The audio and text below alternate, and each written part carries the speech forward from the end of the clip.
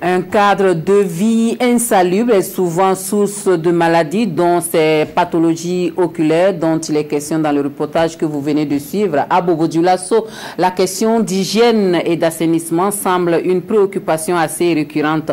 Tas d'ordures et de dépotoirs qui côtoient les maisons, s'ils ne sont pas des terrains de jeu pour les enfants, les riverains conscients du danger que représentent ces ordures, surtout en cette période de pluie, disent pourtant ne plus savoir à quel sein se vouer. Constat dans ce dossier que nous proposent Hassan Gourabou et Carole Mireille Tougouma.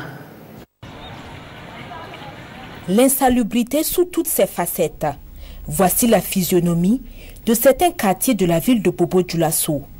Ordures et habitats font bon ménage. Une situation qui n'est pas du goût des riverains. Ça nous dérange vraiment. Les gens viennent jeter les ordures ici, ce qui amène des mouches et des moustiques. En tout cas, les ordures jetées ici, c'est pas bon. Il y a beaucoup de fois même, on fait la bagarre sur là-dessus. Les gens quittent en haut pour venir ici, venir jeter les ordures là ici. On les parle jusqu'à fatiguer, ça nous donne des maladies, paludisme, les moustiques, ça nous dérange. Des personnes viennent d'ailleurs pour jeter leurs ordures à côté de chez moi. On se plaint, mais ça continue. Et pour couronner le tout, des enfants qui s'adonnent à cœur joie au jeu dans les ordures, s'exposant de la sorte à de nombreuses pathologies. Nous essayons de sensibiliser nos enfants en vain. Ils vont chercher des jouets dans les ordures pour s'amuser avec. Les enfants, beaucoup de fois, on les chasse même pour quitter dans l'eau là, parce que c'est pas bon. Mais nos enfants là aussi, ils n'entendent pas aussi. Ce sont les enfants bandits. Ils sont en train de laver leurs habits. S'ils ont fini, ils se lavent aussi pour sortir. Des ordures qui côtoient des habitations, à qui la photo?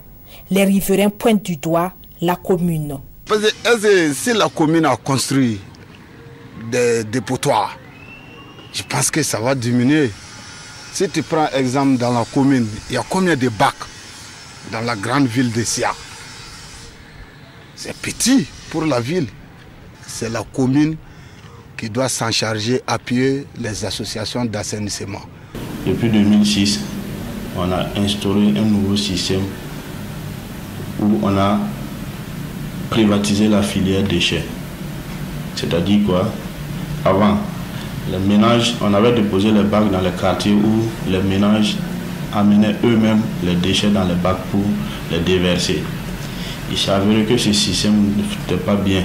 De un, il y avait un débordement de déchets dans les bacs, ça c'est un. De deux, les gens mettaient le feu dans les bacs. Donc ce qui créait beaucoup d'ennuis. Raison pour laquelle la Banque mondiale, qui est le partenaire financier principal de la commune, a jugé nécessaire que ce système est révolu. Il fallait mettre en place un nouveau système. Donc on a privatisé la filière déchets. On a lancé un appel d'offres où c'est des concessionnaires privés qui ont soumissionné.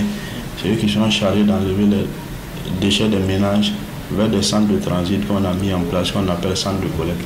Avoir un cadre de vie sain est un préalable à une bonne santé.